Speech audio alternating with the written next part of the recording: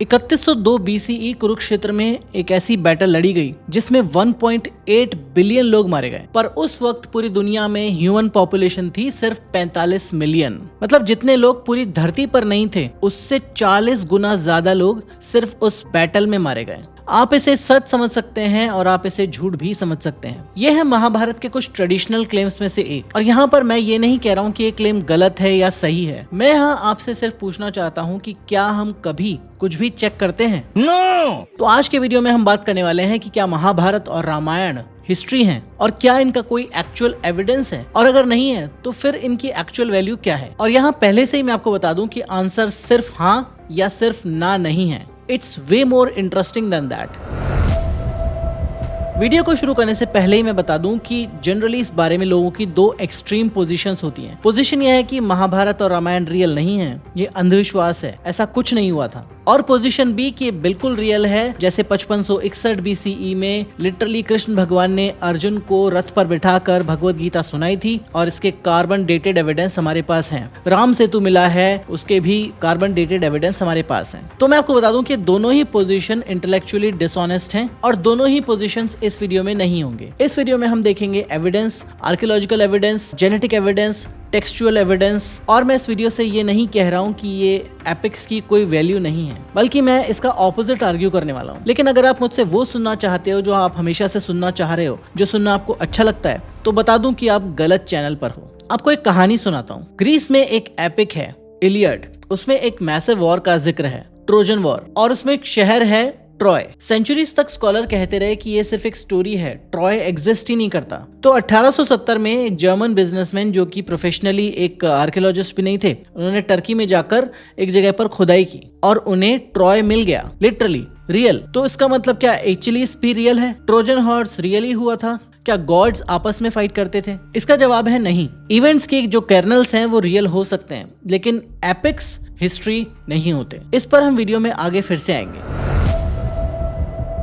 तो सीधी बात करते हैं कि आर्कियोलॉजी ने सच में क्या ढूंढा, क्योंकि यही तो साइंटिफिक प्रोसेस है कि जब कोई क्लेम होता है तो उसका एविडेंस ढूंढा जाता है और फिर उस एविडेंस को चेक किया जाता है। तो चलिए चेक करते हैं। सबसे पहले बात करते हैं हस्तिनापुर की, जो कुरु किंगडम की कैपिटल थी। 1950 से 52 के बीच में आर्कियोलॉजिस्ट बीबी लाल ने, जो इंडिया के एक बहुत ही रिस्पेक्टेड पर्सनैलिटी हैं, उन्होंने हस्तिनापुर को खोदा और उन्हें वहां पर 5 अलग अलग हिस्टोरिकल लेयर्स मिले, स्पैनिंग थाउजेंड्स ऑफ ईयर्स। अब इसमें से जो लेयर पॉसिबली महाभारत से कनेक्टेड है वो है पेंटेड ग्रे वेयर कल्चर, जो थी रफली 1100 से 800 BCE। अब इस लेयर में क्या मिला? Iron objects, copper utensils, Ivory dice, gold ornaments और एक फ्लड डिपॉजिट, जो एक्चुअली एक पुरानिक स्टोरी से मैच करता है, जिसमें गंगा फ्लड की वजह से एक किंग ने अपनी कैपिटल शिफ्ट की थी। Interesting right? पर बीबी लाल ने अपनी खुद की 1954 की रिपोर्ट में क्या कहा? Mahabharata connection is entirely circumstantial and provisional. ये कहा खुद बीबी लाल साहब ने। सारी फाइंडिंग्स के बाद वो एक ऑनेस्ट आर्कियोलॉजिस्ट थे।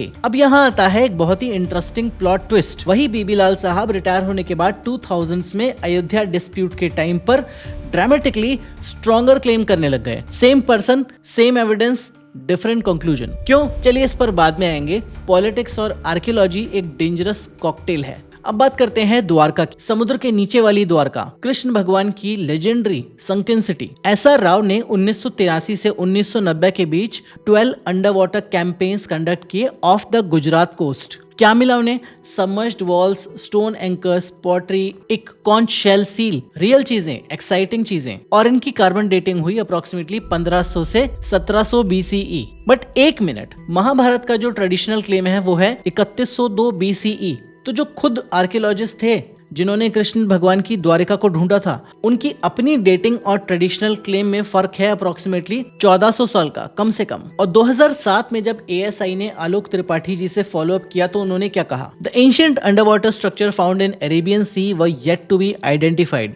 They are fragments and I would not like to call them walls or a temple. अब ये वो सेंसेशन नहीं है जो आपको व्हाट्सएप यूनिवर्सिटी पर मिलता है, बट ये रियलिटी है। नेक्स्ट बात करते हैं कुरुक्षेत्र की, महाभारत की एक्चुअल बैटल साइट। तो यहाँ क्या हमें कोई आर्कियोलॉजिकल एविडेंस मिला, क्या हमें कोई वेपन्स मिले, या ऐसा कोई बैटल फील्ड का सिग्नेचर जिससे पता चले कि यहाँ पर करोड़ों लोग मारे गए? हाँ, वहाँ पर PGW यानी पेंटेड ग्रेवेयर साइट्स हैं, बुद्धिस्ट पीरियड्स के रिमेन्स हैं, बट उस मैसिव वार का कोई फिजिकल मार्क नहीं मिला। कुछ लोग क्लेम करते हैं कि रेडियो एक्टिव स्टोन्स मिले हैं कुरुक्षेत्र में जो प्रूव करते हैं कि वहां पर न्यूक्लियर वॉर हुई थी। नो पॉइंट्स फॉर गेसिंग कि ये बिल्कुल स्यूडो साइंस है और पीयर रिव्यूड आर्कियोलॉजी में ऐसे कोई क्लेम्स एग्जिस्ट नहीं करते। सिनौली की बात करते हैं। यहाँ पर कुछ लोगों का ऑब्जेक्शन आ सकता है कमेंट्स में कि सिनौली का क्या, ASI को तो वहां पर 2000 BCE के चैरियट्स मिले हैं। तो जी हाँ, 2018 में ASI को यूपी के सिनौली में वॉरियर बरियल और कॉपर डेकोरेटेड वुडन कार्ट्स मिले थे और ये एक बहुत ही ब्रिलियंट डिस्कवरी थी।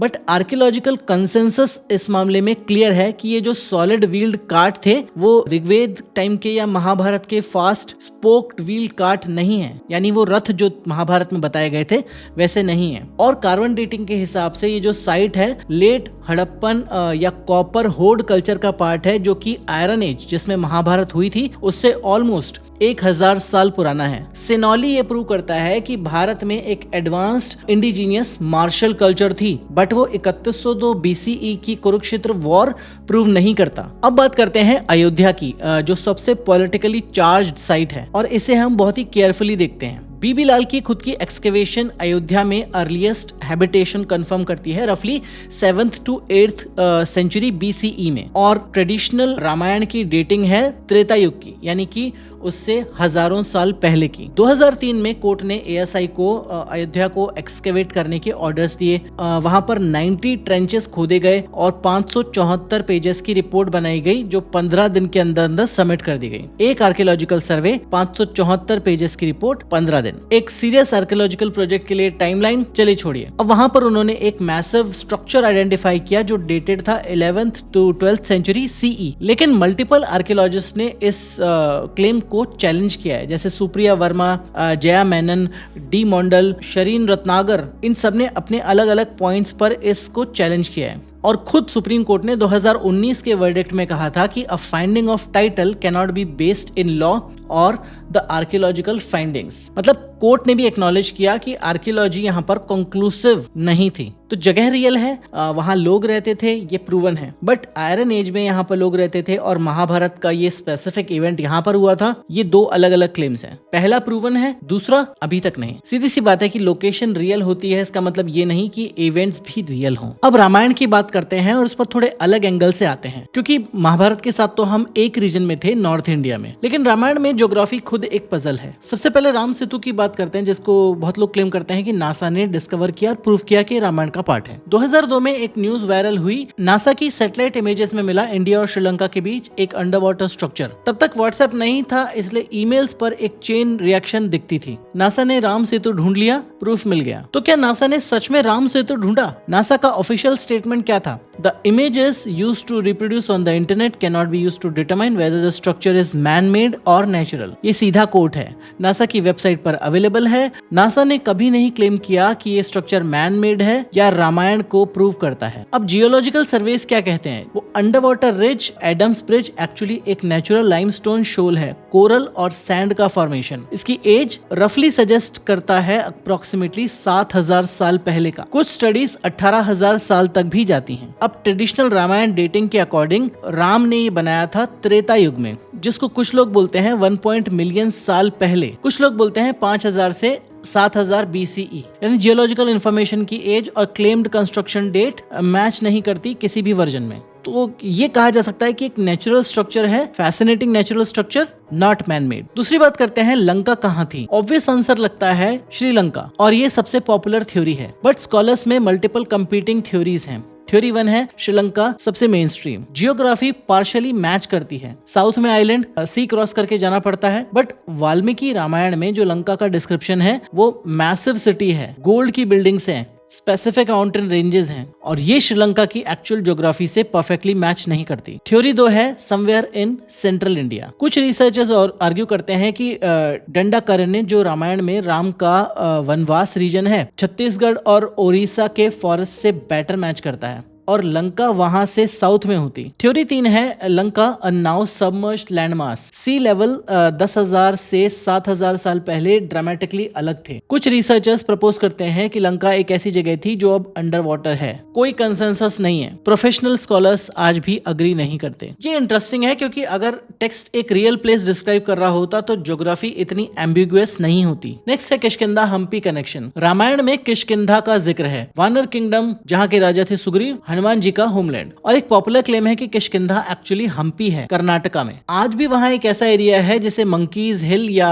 अंजनाद्री कहा जाता है और जिसे हनुमान जी का जन्म स्थान भी क्लेम किया जाता है। और ऑनेस्टली ये connection geographically one of the more plausible ones है पूरे रामायण में। लेकिन हम्पी का एक्चुअल आर्कियोलॉजिकल रिकॉर्ड क्या कहता है? हम्पी में जो मैग्निफिसेंट रूइंस हुए वो विजयनगर एम्पायर के हैं, 14th to 16th century CE, medieval period, historically documented, well excavated empire. और रामायण एरा से कोई कनेक्शन, कोई मटेरियल एविडेंस आयरन एज या उससे पहले का वहां डॉक्यूमेंटेड नहीं है। फिर वही पैटर्न आपको देखने को मिलता है कि जगह रियल है, बहुत सुंदर है, हिस्टोरिकली सिग्निफिकेंट भी है, बट रामायण से डायरेक्ट आर्कियोलॉजिकल कनेक्शन अभी तक नहीं मिला। नेक्स्ट आता है बहुत ही फैसिनेटिंग क्लेम, पुष्पक विमान, एंशिएंट एविएशन का प्रूफ है जो, और ये तो पूरा अलग ही रैबिट होल है। पुष्पक विमान रामायण में एक फ्लाइंग व्हीकल हुआ करते थे, रावण के पास था, फिर राम ने यूज किया लंका से अयोध्या वापस आने के लिए। और वैमानिक शास्त्र नाम का एक एंशिएंट टेक्स्ट है जो क्लेम करता है एंशिएंट इंडियन एविएशन को। प्रॉब्लम यहाँ पर आती है कि वैमानिक शास्त्र जो था वो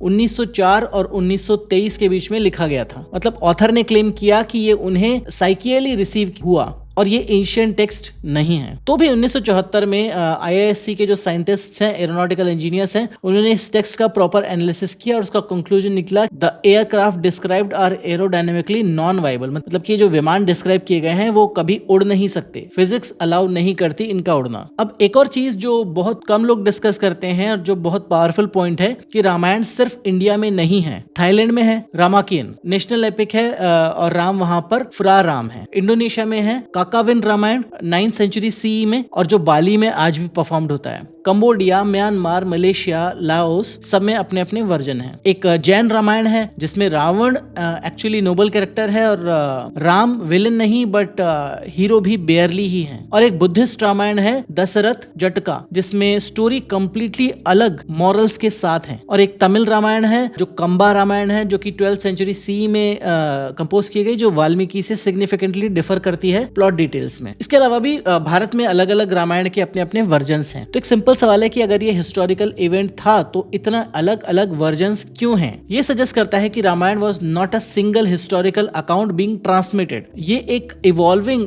लिटरेरी और कल्चरल ट्रेडिशन था जो हर रीजन, हर कम्युनिटी ने अपने वैल्यूज और कॉन्टेक्स्ट के अकॉर्डिंग उसको शेप किया। अब इसमें जो कुछ प्रॉब्लमेटिक चीजें हैं वो डिबेटेबल है, पर एक स्टोरी जो इतने कल्चर्स में, इतने सेंचुरीज में इतना डिफरेंटली रेजोनेट करती है, ये सिविलाइजेशन का अचीवमेंट है।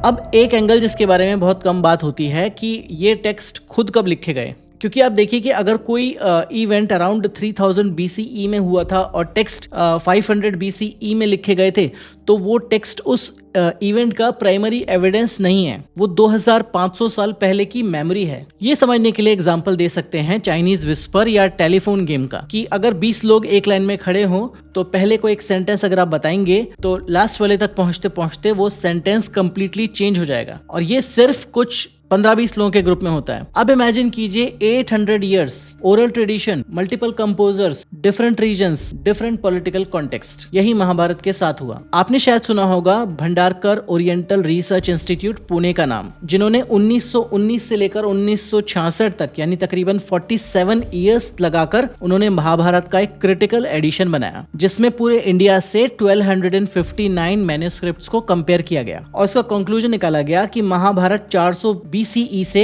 400 CE तक यानी तकरीबन 800 साल के दौरान कंपोज किया गया और कंटिन्यूअसली एडिट किया गया। 800 साल यानी कि एक टेक्स्ट तब तक कंटिन्यूअसली इवॉल्व होता रहा। कुछ चीजें इसी से क्लियर होती हैं। महाभारत में भीष्म पर्व में हुना का जिक्र है। ये वो लोग थे हिस्टोरिकली जो 4th सेंचुरी सीई में इन्वेडर्स थे। यह मतलब टेक्स्ट तब भी एडिट हो रहा था। और जो मैसिव फिलोसॉफिकल सेक्शंस हैं, शांति पर्व, अनुशासन पर्व, वो क्लियरली मौर्य एम्पायर के बाद के पॉलिटिकल रियलिटी को रिफ्लेक्ट करते हैं, यानी चंद्रगुप्त मौर्य के टाइम के बाद ऐड की गई चीजें हैं। अब ये टेक्स्ट एक स्नैपशॉट नहीं है, ये एक living breathing constantly changing document था सेंचुरीज तक, 800 साल तक। अब रामायण के केस में थोड़ी इंडिविजुअल ऑथोरियल इंटेंट दिखता है। एक स्कॉलर हैं रॉबर्ट गोल्डमैन जो यूसी बर्कले के हैं, जिन्होंने रामायण के अथॉरिटेटिव इंग्लिश ट्रांसलेशन को किया। कहते हैं कि इसका जो ओल्डेस्ट कोर है वो book through to book 6 early 7th century BCE के आसपास का है। और इसका इंटरेस्टिंग क्लू है कि ये टेक्स्ट बुद्धिज्म का मेंशन नहीं करता। Buddhism around 5th century BCE में इमर्ज हुआ, लेकिन बुक 1 और बुक 7 में जहां भगवान राम एक्सप्लिसिटली विष्णु जी के अवतार हैं, ये लेटर एडिशंस हैं और 3rd सेंचुरी CE तक एक्सटेंड करते हैं। मतलब जो रामायण आज हम पढ़ते हैं उसकी फाइनल फॉर्म 1000 साल में बनी है। तो जो भी ओरिजिनल इवेंट हुआ और जो आज का टेक्स्ट है उसके बीच में एक मिलेनियम का गैप है, जिसमें कांस्टेंट एडिशन, एडिटिंग और एम्बेलिशमेंट हुए। अब बात करते हैं उस ट्रेडिशनल क्लेम का जो कहता है कि महाभारत 3102 BCE में हुआ था। ये डेट आई कहां से? ये डेट है शुरुआत कलयुग का, जिसे कैलकुलेट किया था बैक कैलकुलेशन करके आर्यभट्ट ने अराउंड 499 CE में। उन्होंने क्या किया था, एक एस्ट्रोनॉमिकल एपॉक से इसकी बैकवर्ड कैलकुलेशन की थी। और मॉडर्न सिमुलेशन जो एक्चुअल प्लैनेटरी पोजीशंस को चेक करते हैं वो शो करते हैं कि 3102 BCE पर प्लैनेट्स एक्चुअली स्कैटर्ड थे, एक कंजक्शन में नहीं थे। और एक और चीज है कि जो पुराने जीनियोलॉजिस्ट हैं, पोस्ट वॉर किंग परीक्षित से लेकर हिस्टोरिकली प्रूवन महापद्म नंद तक सिर्फ 1015 से 1050 साल हैं, यानी नंदा 4th सेंचुरी BCE में थे। मतलब जीनियोलॉजिस्ट अपनी कैलकुलेशन से वॉर का मैक्सिमम एस्टिमेट करते हैं 14th से 15th सेंचुरी BCE, यानी कि ऑलरेडी जो 3102 BCE है उससे 1500 साल आगे। तो जो टेक्स्ट है वो खुद ही जीनियोलॉजी 3102 BCE को सपोर्ट नहीं करता। आपने शायद एक और नाम सुना होगा, नीलेश ओक का। ये प्रपोज करते हैं महाभारत वॉर 5561 BCE में हुआ और रामायण हुआ 12209 BCE में। ये कैलकुलेशन की गई भीष्म पर्व में एक वर्ष है उससे, जहां पर अरुंधति स्टार, वशिष्ठ स्टार, उन दोनों को आइडियल कपल की तरह माना जाता है। तो जो अरुंधति स्टार है वो वशिष्ठ स्टार के आगे चलता है। तो जो नीलेश ओक है उन्होंने इसका लिटरल एस्ट्रोनॉमिकल ऑब्जर्वेशन की तरह ट्रीट किया और इसी से बैकडेट कैलकुलेट किया। इसका रिफ्यूटल दिया था डॉक्टर राजा राममोहन राय ने 18 पार्ट में, शोइंग कि वो वर्ष जो है वो सिर्फ एक शगुन या पोर्टेंट को डिस्क्राइब करता है, किसी ऑब्जर्वेशन को नहीं। और इसके अलावा जो श्रीकांत तलगेरी हैं, जो कि खुद इंडिजीनियस आर्यन थ्योरी के सपोर्टर हैं, उन्होंने भी ओक की जो रीडिंग्स है उसको रिजेक्ट किया। यानी कि जब अपने साइड के लोग ही डिसएग्री कर रहे हो तो मेथड प्रॉब्लमैटिक होगा ही। अब मैं आपको वो बताता हूँ जो स्कूल में नहीं सिखाया जाता। एक्चुअल इंडिया की स्टोरी एविडेंस बेस्ड और ऑनेस्टली इक्वली फैसिनेटिंग, जिसकी शुरुआत होती है मेहरगढ़ से। बलोचिस्तान में एक जगह है मेहरगढ़। जीन फ्रेंकोइस जेरीज ने 1974 में वहां पर एक्सकेवेशन स्टार्ट किया। ये साउथ एशिया के अर्लीस्ट फार्मिंग कम्युनिटीज में से एक है, जिसकी शुरुआत मानी जाती है 7000 BCE के आसपास में। रिसेंट वर्क ने सजेस्ट किया कि शायद ये 5200 BCE है और इस बारे में थोड़ी डिबेट चल रही है, but either way this is like one of the earliest known civilisations जहां पर इंडिपेंडेंटली एग्रीकल्चर की शुरुआत हुई। यहाँ पर एनिमल्स डोमेस्टिकेट हुई, ये लोग मेटलर्जी जानते थे और ये सब ग्रेजुअली बिल्ड हुआ एक सिविलाइजेशन में जो दुनिया का सबसे इंप्रेसिव, शायद दुनिया का सबसे पुराना सिविलाइजेशन था, इंडस वैली सिविलाइजेशन, जहां थे 1000 से ज्यादा settlements, modern looking urban planning, proper drainage system, standardised bricks और ग्रिड्स का लेआउट, स्टैंडर्डाइज वेट्स और मेजर्स, और साथ ही साथ इनका एक्सटेंसिव इंटरनेशनल ट्रेड भी हुआ करता था। और इसका रेफरेंस मिलता है मेसोपोटामिया के क्यूनिफॉर्म टेक्स्ट में मेलुहा के नाम से, और ये मेलुहा और कुछ नहीं IVC ही है। यानी 4000 साल पहले भारत इंटरनेशनल ट्रेड कर रहा था। ये फैसिनेटिंग नहीं है तो क्या है? साथ ही साथ एक ऐसी अनडिसाइफर्ड स्क्रिप्ट मिली है जिसमें 400 से ज्यादा सिंबल हैं जो आज तक कोई नहीं पढ़ पाया। इसके अलावा 2 क्रिटिकल ऑब्जर्वेशन है। पहला, IVC में हॉर्सेस का क्लियर एविडेंस नहीं मिलता। लेकिन वैदिक और एपिक कल्चर में हॉर्सेस सेंट्रल हुआ करते थे, जैसे अश्वमेध यज्ञ या जो कृष्ण भगवान का जो रथ था उसका घोड़ा या बाकी लोगों के रथों के घोड़े। पर आईवीसी में घोड़ों का कहीं पर जिक्र नहीं आता, क्योंकि आईवीसी मोस्टली बुल सेंट्रिक था, हॉर्स सेंट्रिक नहीं था। बुल्स के बहुत ज्यादा एविडेंस मिलते हैं कि हर जगह पर बुल्स यूज किए जाते थे, कार्ट्स के लिए, खेती के लिए अलग अलग जगहों पर। दूसरा, आईवीसी में कोई पैलेसेस का मेंशन नहीं है, कोई क्लियर वेपन स्टोरेज भी नहीं है, कोई वॉरियर बरियल भी नहीं है। जिस स्केल की सोसाइटी को महाभारत डिस्क्राइब करता है वो आईवीसी नहीं था। पर 2019 में कुछ ऐसा होता है जो हमें हिस्ट्री को फिर से लिखने पर मजबूर कर देता है। राखी गढ़ी, जो कि हिसार हरियाणा में है, इंडिया का सबसे बड़ा हड़प्पन साइट, वहां पर वसंत शिंदे की टीम ने एक्सकेवेशन किया और वहां पर उन्हें मिला एक वुमेन का डीएनए, जो कि था अप्रोक्सीमेटली 2800 से 2300 बीसीई के आसपास। ये रिसर्च सेल और साइंस, जो दुनिया के सबसे top most reputed science journal हैं, उनमें पब्लिश हुआ। साथ ही साथ नरसिम्हा एटेल ने 523 एंशिएंट जीनोम कवर किए। तो ये जो दोनों स्टडीज हैं वो एक लैंडमार्क मैसिव रिगरस स्टडीज मानी जाती हैं, जिन्होंने आर्कियोलॉजी को और हमारी समझ को बिल्कुल चेंज कर दिया। इनकी फाइंडिंग्स क्या थी? उस विमेन का जो डीएनए रिमेन्स मिले थे उसमें 0 स्टेप पेस्टोरलिस्ट एंसेस्ट्री मिलती है, 0। वो एक मिक्स थी एंशिएंट ईरानियन रिलेटेड लीनिएज और south Asian Hunter gatherer lineage की। अब ये स्टेप पेस्टोरलिस्ट एंसेस्ट्री क्या होती है? ये जेनेटिक सिग्नेचर है उन लोगों का जो कि पॉन्टिक कैस्पियन स्टेप से आए, यानी कि मॉडर्न यूक्रेन और रशिया के साइड से आए, और जो भारत में इंडो यूरोपियन लैंग्वेजेस लेकर आए। संस्कृत उसी लैंग्वेज फैमिली का पार्ट है। और ये एंसेस्ट्री साउथ एशियन जीनोम में कब अपीयर होती है? 2000 बीसीई के आसपास में। अब आईवीसी जो था वो 2600 बीसीई के आसपास में पीक पर था। वैदिक संस्कृत के एंसेस्ट्रल स्पीकर्स तब तक वहां पर थे ही नहीं। ये इस बात से पता चलता है कि कुछ मॉडर्न ब्राह्मण्स ग्रुप में compare to other Indian population disproportionately higher steppe ancestry पाई जाती है। इसका सीधा सा मतलब ये है कि आईवीसी के लोग ऋग्वैदिक आर्यंस नहीं थे, ये दो अलग अलग पॉपुलेशन के मिक्स्ड लोग थे। यानी कि आईवीसी जो था वो वैदिक सिविलाइजेशन नहीं था। और ये हमें मिलता है जेनेटिक कंक्लूसिव प्रूफ। अब बात करते हैं कि आईवीसी खत्म कैसे हुआ। एक पुरानी थ्योरी है जो कि बहुत पॉपुलर हुआ करती थी, आर्यन इन्वेजन थ्योरी, जिसने बताते हैं कि आईवीसी को खत्म कर दिया। और इसके लिए मॉर्टिमर व्हीलर ने मोहनजोदारो में मैसेकर स्केलेटन्स का रेफरेंस दिया है। अब वो जो थ्योरी है वो वाइडली डिस्क्रेडिट हो चुकी है। उसके बहुत सारे एविडेंस हमें मिलते हैं कि वो इन्वेजन नहीं था। आईवीसी ग्रेजुअली 1900 बीसीई से डिक्लाइन करना शुरू करता है, प्राइमरली क्लाइमेट चेंज की वजह से। उस टाइम पर मॉनसून्स वीक हो गए, घग्गर हाकरा रिवर जो सिस्टम है ड्राई होने लगा, पॉपुलेशन जो है वो ईस्टवर्ड मूव होने लगी, गंगा बेसिन की तरफ। इसके और एविडेंस हमें मिलते हैं भगवानपुरा जो हरियाणा में है, वहां पर ओवरलैपिंग एविडेंस मिलते हैं जो कि लेट हड़प्पन और पेंटेड ग्रेवेयर कल्चर एक साथ कोएग्जिस्ट करते हुए दिखाई देते हैं। ये दिखाता है ग्रेजुअल ट्रांजिशन, किसी वायलेंट कॉन्क्वेस्ट का नहीं। अब बात करते हैं एक ऐसी चीज के बारे में जो बहुत कम लोग जानते हैं। नदर्न सीरिया में एक किंगडम था जिसे कहा जाता था मितान्नी किंगडम, जो रफली था अराउंड 1500 से 1260 बीसीई के आसपास। उनके जो रूलर्स के नाम थे उस पर गौर कीजिए, इंद्रा, मित्रा, वरुणा, अश्विन। ये नाम इंडो आर्यन नाम है। उनकी एक ट्रीटी है 1380 बीसीई में और वहीं पर ये नाम आते हैं, जिसे किक्वली टेक्स्ट में लिखा गया है, जो कि इंडो आर्यन टेक्निकल टर्म्स में लिखी गई है। और लिंग्विस्ट माइकल विट्जल का क्रूशियल ऑब्जर्वेशन है कि जो मितान्नी लैंग्वेज है उसमें संस्कृत से ज्यादा पुराने फीचर्स दिखते हैं। मतलब मितान्नी किंगडम एक प्री ऋग्वैदिक स्टेज को रिप्रेजेंट करता है जिसमें इंडो आर्यन